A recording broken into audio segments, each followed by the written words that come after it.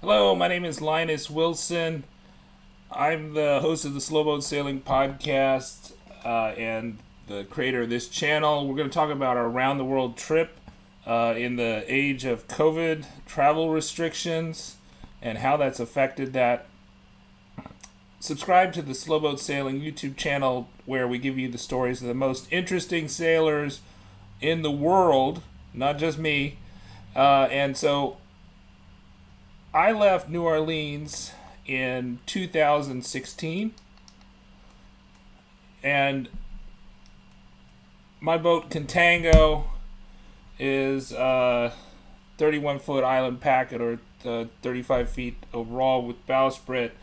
And we went to Cuba, Panama, Ecuador, the Marquesas, the Tuamotus, Facarava, Tahiti.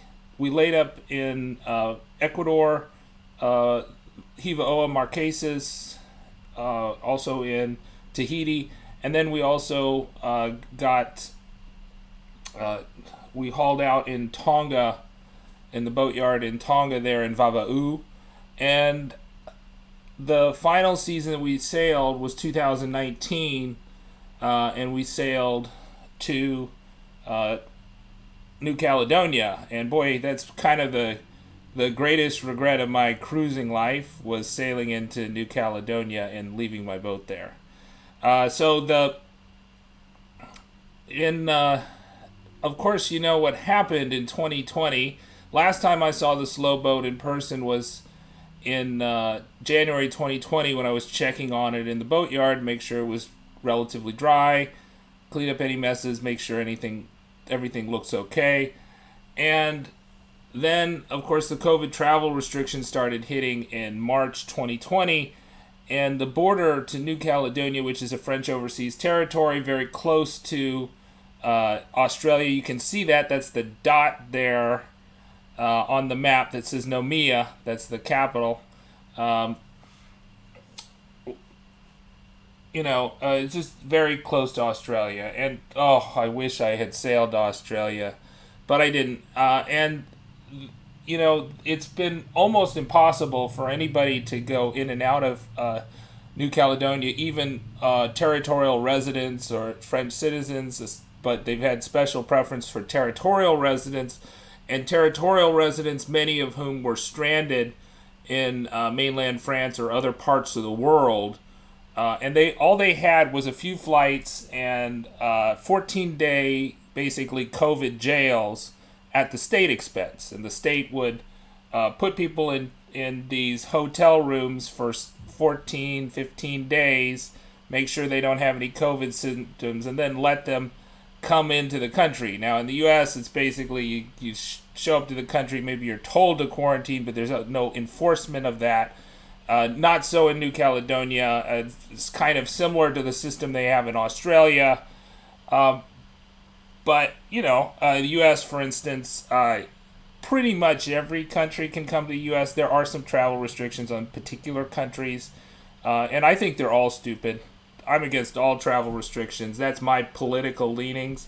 I'm also mostly against most of the COVID regulations and the things that are done.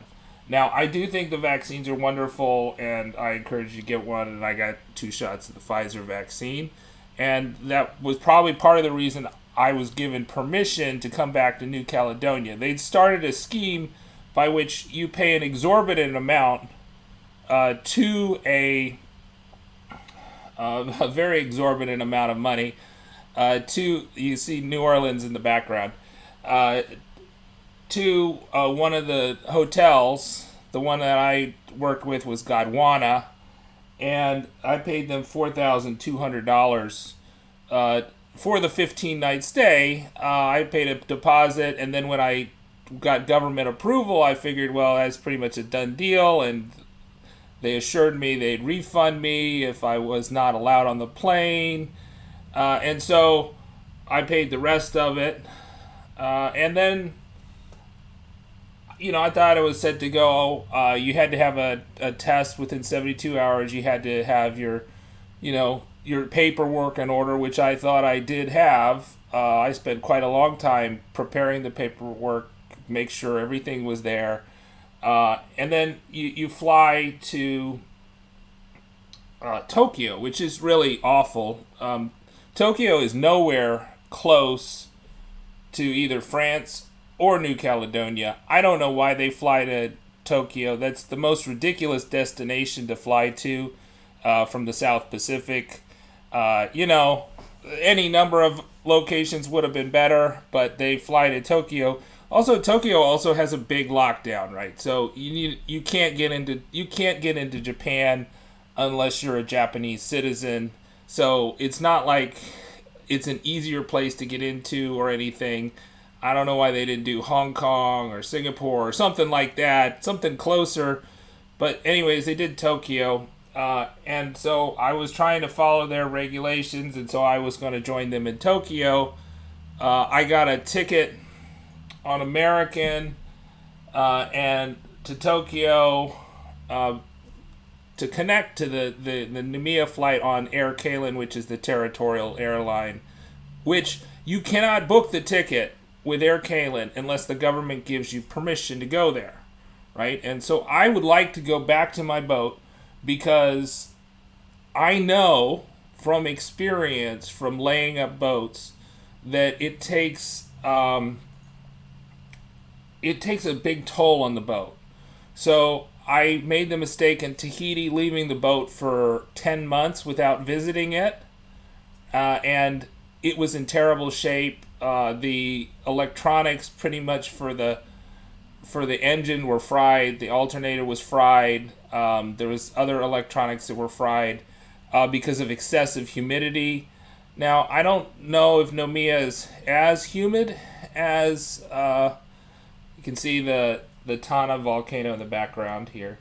That I don't know if Noumea is as humid as Tahiti was, but it certainly it's not a desert in the way that Ecuador was. So I mean, I think the best long-term storage place probably is Ecuador because of the weather there. But it's not a good place to leave your boat for 2 years, right? And we're getting very close to the 2-year mark now. So I have real worries about kind of the unknown decay in the boat, and that was my principal reason why I was willing to do the 15-day quarantine, which I didn't dreaded. I think personally is ridiculous. Like I said, I've fully vaccinated with the Pfizer vaccine over a month ago. I had a negative PCR test, 72 hours. I had no COVID symptoms or exposure. But I was denied boarding for a bogus reason, a made-up reason that AirCalin never brought to me. I bought the ticket with AirCalin like a month in advance. AirCalin sent me 2 emails as I was traveling, like one right before I started traveling, and I was traveling for 2 days to get there. And then another one right before I arrived, and they never mentioned any of the issues that the gate agents refused my boarding on, right? And so, I feel like I was definitely blindsided. I think you have to consider the possibility that I was part of a COVID visa scam, right? Because right now the hotel that I paid $4,000 to and AirCalin are not offering refunds. Just the opposite. The hotel confirmed they have no intent of offering a refund, even though I have not stayed one day in the hotel. I notified them as soon as I was denied boarding. They led me to believe that if I would be denied boarding, I would get a full refund. And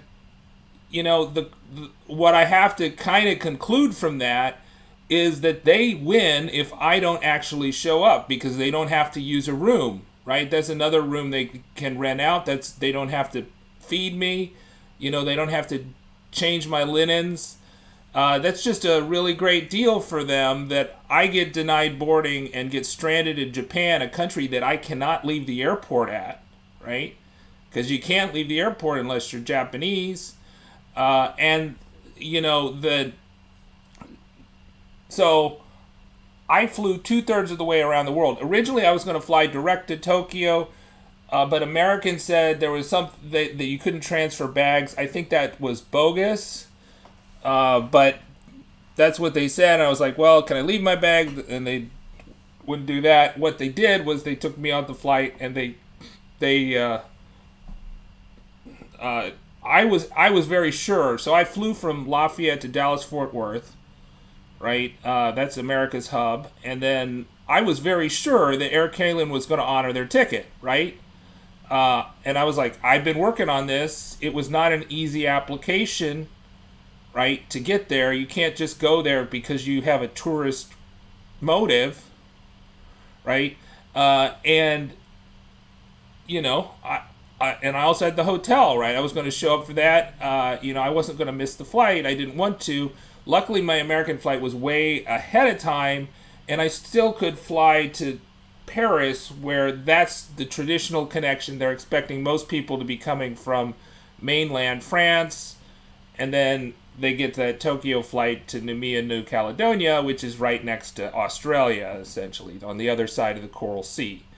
And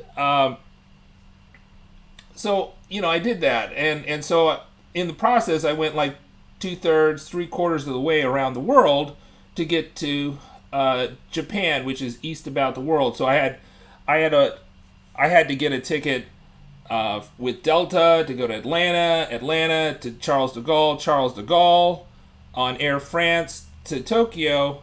And I was like, you know, everything's going okay. That gate agent in Dallas was pretty crazy, you know, and dictatorial. And that's, you know, that's the sad reality of airline travel in COVID, is tremendous power has been given to the airline gate agents. And maybe you'll get a good one. I hope you get a good one. There you go. There's the yacht club of the Golden Globe race founder right there. And I think it's, I forget the name of his yacht club, but it's in the middle of Tonga. It's pretty cool, but there's nobody there.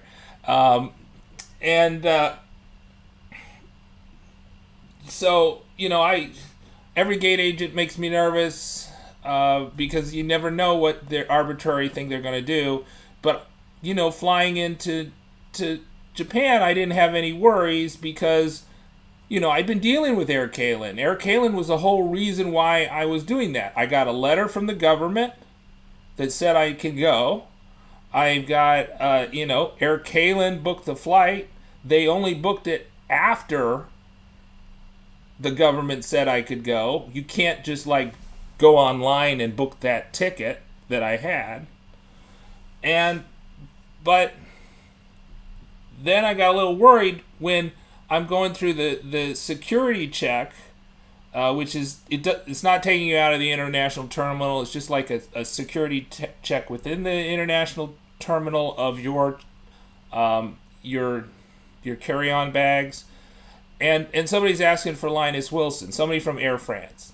And I was like, okay, hey, this is Linus Wilson. What do you need? And he's like, he just wants to walk with me.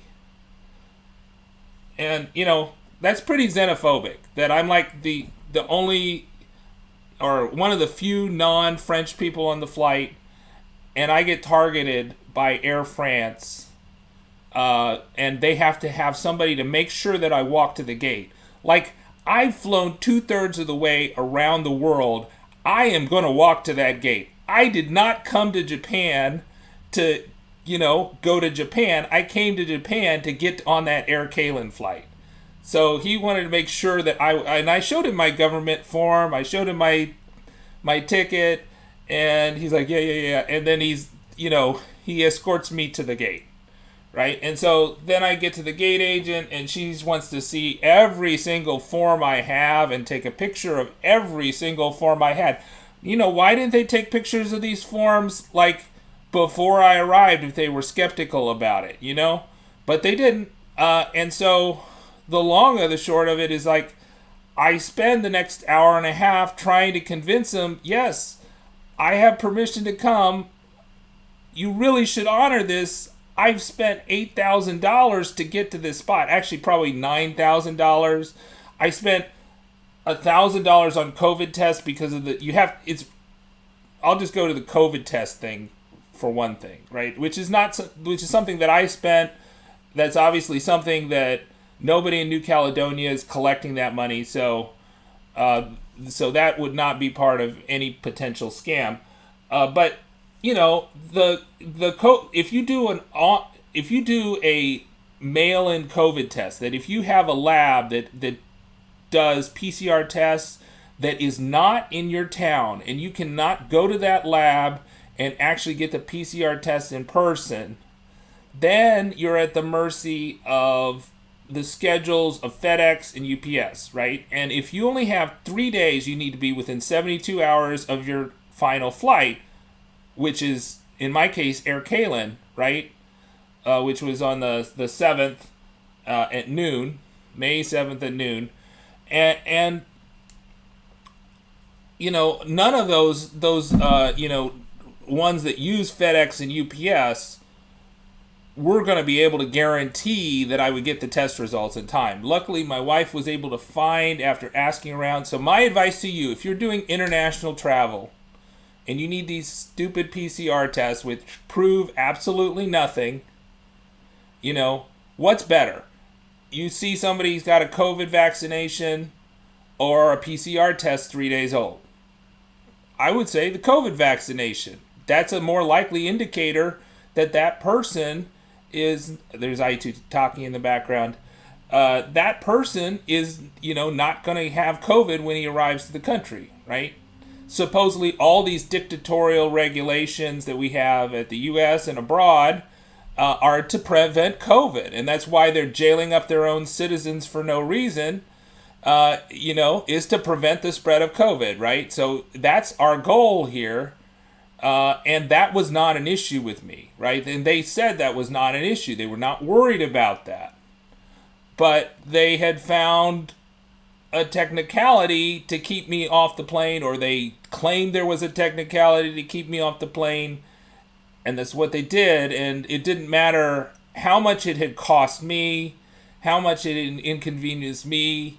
It didn't matter that they were dumping me in Japan, a country which has almost no vaccinations. You want to talk about a country that has almost no vaccinations? It's Japan, right? So that's why their travel restrictions are so bad in Japan, is because they're so incompetent about handing out vaccines. I was hearing that Japan has almost 30 million vaccines, but they've only handed out 13% of them, right?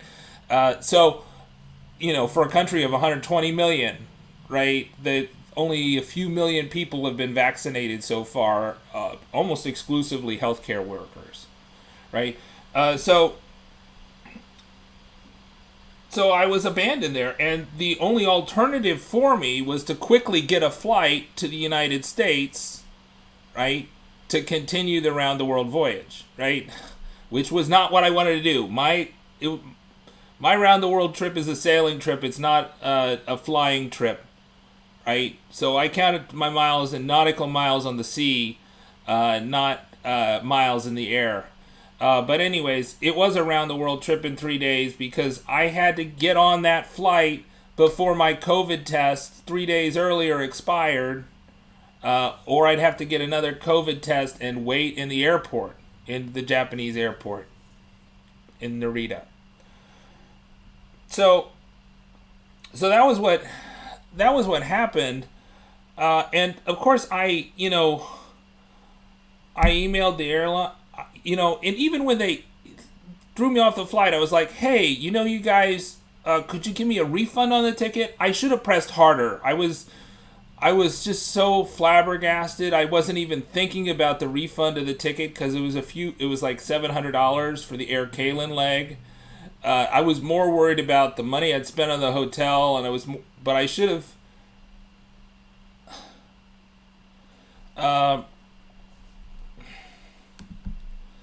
I should have said,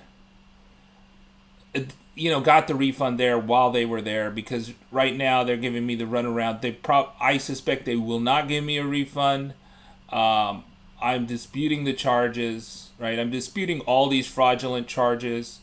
But my take is that I just want people to be wary of these kind of COVID quarantines with these international countries. And just because they have like sponsor hotels and, these things seem to be all government sponsored, that doesn't mean that they feel like they can screw you with impunity, that they can steal from foreigners with impunity. And, I think people say, the criticism people say about the French system of laws is that there's kind of a technicality kind of aspect to it. I think there's just a plain old cheating. There's Fiji in the background, Suva, I believe. And there's just a plain old cheating mentality, right, that's going on here. That if we deny you service, we get to keep the money, right? And, that is fraud, right? That's my definition of fraud. You sell somebody a service, you don't provide it, that's theft, fraud. It's illegal, right? And the fact that the New Caledonian government is sanctioning this says a lot about New Caledonia, right? It says a lot about the New Caledonian government. It doesn't say anything good about it. Now, I've brought all these things to the attention of the New Caledonian government. I have written them. I've spoken to the hotel. I have been trying to get the AirCalin on the phone. They are not answering the phone. I'll probably continue to call, but I've also written, and I've written in all different languages. My take is that AirCalin is basically violating, as part of this kind of messing over foreign. I was under the professional program. That's the only program for, for foreigners, right? I am a foreigner. And as such, unlike a residents do not pay for their COVID jail. They don't pay for their COVID quarantines. I don't even think they pay for their flights, right? So all that is paid for, right? And I think it should be, right? They should do, but that also means that they have been rationing it, and if I would have been more vocal about this before this time had I not gone through such an ordeal that I have. But I try to not say anything about the governments that I visit. But, now that I've been, royally to the tune of $9,000 stolen from, based on the actions of the New Caledonian government, which is by far the worst experience I have had traveling around the world, or traveling period, right? I lived many years abroad before I got my DPhil from Oxford, and I also have visited many countries, not all of them completely honest in terms of their bureaucracy, but I have not been defrauded to any sense that I have been defrauded through this government-sponsored program of New Caledonia. I hope they'll make it right. I don't have any signal that they will, though, right? Like I said, the hotel is claiming they get to keep the money if I don't show up, and AirCalin is not responding to my request for a refund. They had like a refund thing on their website. The website doesn't work, so I'm going to continue to push, but I would just say, if you're thinking about sailing the South Pacific, right, the places that are open, more or less, with some restrictions, are Tahiti and Fiji, but Tonga, Vanuatu, Australia, New Zealand, they're closed, and the border closure was actually extended in New Caledonia just recently, right, to October 2021, right? So October 31st. It was originally July, and they extended to October 31st. I have no idea. Their vaccination program is actually going fairly swiftly. I don't think they need it, but anyways, that's what they did. And so for their residents stranded abroad, or people like me who have property in New Caledonia, which we're starting to wonder if we'll ever get back. I want my boat back. I don't want it stolen by the people in New Caledonia, right? I'm paying to store it. That's fine, but I'm paying on faith, right? I'm paying on faith right now that it's not going to be stolen by the government, by the people in New Caledonia. And I don't have a lot of reason to put faith in these people after the ordeal I went through this week, right? So I think I'd answer another question that probably come up, and you're like, well, why don't you hire a captain to sail the boat somewhere else? And I'm more amenable to that idea now, but there are a number of logistical problems. Number one, sailing from New Caledonia to Australia is problematic, right? That if you say you have a New Caledonian resident, a French citizen, New Caledonian resident, captain, sail the slow boat from New Caledonia to Australia, that person is going to need to get permission from Australia to do that before he can do it. If he gets permission, and then he's going to have to do a 14-day hotel quarantine, mandatory, before he can fly back to New Caledonia. And to fly back to New Caledonia, that New Caledonian captain would have to do a 14-day hotel quarantine with the New Caledonian government. So you got to pay for his time in Australia, you got to pay for the hotel and whatever other expenses there are. And then, hey Roger, how's it going? And so that's pretty much a no-go. Those are 28-day quarantine in addition to the sailing time or whatever prep time that the captain has to do. A better option would be to sail upwind to Fiji, where he or she wouldn't have to do a quarantine to get it out of New Caledonia. And I'm amenable to that idea once they lift the quarantine for residents, right? So if the residents are not, if the residents don't have to do a 14-day quarantine, which you have to get on a wait list for because the government is inefficient and they're slow and they mess over their residents, maybe not as badly as foreigners in the sense that they're not having to pay through the nose and then also not get into the country the way I did, $9,000 in the hole, never touched ground in New Caledonia, wasted days and days of my life, but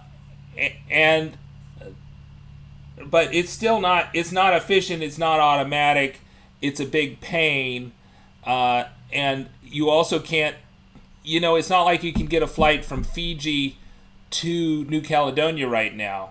You can't, right? So probably, unless something drastically changes, hiring a captain is a no-go. The only option is to go back and, whenever their travel restrictions end. And the other thing is, like, the governments are, my government, definitely the New Caledonian government, governments all over the world are really slow to adapt to the changing landscape, right? Why, for instance, are governments requiring PCR tests when COVID vaccines are much more reliable in terms of having someone that's not going to spread COVID, right? Why isn't that an alternative to that? It's because the governments, once they have power, once they've got a regulation, they don't change it. they're inefficient. So the question is, you know, when we get to October 31st, can I fly to New Caledonia, right, as a foreigner without an application and without a without a 14-day quarantine? Maybe. I mean, the other thing is that New Caledonia is supposedly going to do 7-day quarantines, right? But, that was in the news before I left, and I said, hey, I'm willing to do the 14, but, I am fully vaccinated, so I would love to do the 7. And both the hotel said no go, and then the government did not respond. So I don't think that that's necessarily automatic yet either. It may be soon. So that would be some benefit. Obviously, if you listen to the international news, Europe as a whole has been making noises that they're going to open up Europe to American travelers in June. I'll believe it when I see it. Americans who are fully vaccinated. Already in French Polynesia, it's pretty much open to Americans who are fully vaccinated, but not in New Caledonia. I think the thing to understand with New Caledonia, just in terms of its kind of political situation, which I wish I didn't understand, I wish I didn't know so much, is that, it's not a big tourist destination. Most cruisers pass by New Caledonia. I wish I had passed by New Caledonia. And it's not like French Polynesia in that sense. And it's also not France, right? Its regulations are much more restrictive than France, right? Now, mainland France may push them to do what's going on in Europe, but it would be a push. And the other issue is that for the first time, the French loyalist government has fewer seats than the separatist government. And so I believe that the separatist government is more anti-opening than the French loyalists. And so that kind of complicates the situation. How that's going to play out, I have no idea. They have another referendum vote that they can take. I think they've had 2 and they've all failed, but the third one, it may go through. Who knows? Especially with all those, all those mainland French people that are not allowed to get back to the country because of their stupid quarantine scheme. So it's not a good situation. If you're contemplating sailing the South Pacific this year, I would say wait. This is not the season to do it. Spend another year in the U.S. Maybe you'll be able to cruise Mexico, but definitely don't try crossing the Pacific. You could kind of do what I did, was that you spent all your time in French Polynesia, but it's better if you just waited, really, on everything. It would make your life so much easier if you waited until we got some more international travel allowed. The situation is terrible, right? So I went around the world in 3 days, and none of the places I stopped I could leave, right? I could not leave the airport. So I went around the world, east about the world, from Louisiana, USA, to Paris, to Tokyo, back to San Francisco, back to Texas, back to Louisiana. And that I never once got my passport stamped because I never once was allowed to leave the airport, right? And that's pretty much the situation as it stands now. Now, next month I think it's going to be much better. The Caribbean, there's lots of Caribbean destinations that are opening up. The more tourist-oriented the place, the better the situation it will be. The problem is just New Caledonia is just not very tourist-oriented. When we were there, we hardly saw any tourists whatsoever, right? So there were not a lot of foreign boaters there, and that's part of my problem. I don't know what the best case scenario is. The most likely scenario is that my boat will be on the hard for over 2 years, nearly 2.5 years, before I can see it again, and will have been on the heart for 2 years, 2 whole years before I had checked it out, right? And make sure that it's in good working order. I think it'll be in terrible working order, but I will consider sailing to Australia in December. If that's, I might do that. I did sail in December to the Marquesas. Of course, the problem is December is cyclone season, and it wasn't for the Marquesas, but it is cyclone season, and we just have to be careful about the weather if that's my best situation. But I'm inclined to do that because I want to get it out of the territory as soon as I'm practically able to do. And as far as the $9,000 I've been cheated out through this, this bait and switch that I've gone through with the New Caledonian government and AirCalin and a hotel that thinks that they can charge me for 15 days when I never stepped foot in the hotel, and I canceled my reservation before it was due to start. It just kind of makes me a bit sour on the place. All right, subscribe to the Linus Wilson channel. We give you we introduce you to the most interesting sailors in the world, who are not me, by the way. And check out the Slowboat Sailing podcast if you haven't done so already. And check out my books, How to Sail Around the World Part-Time. Knock on wood, you'll be able to do that pretty soon.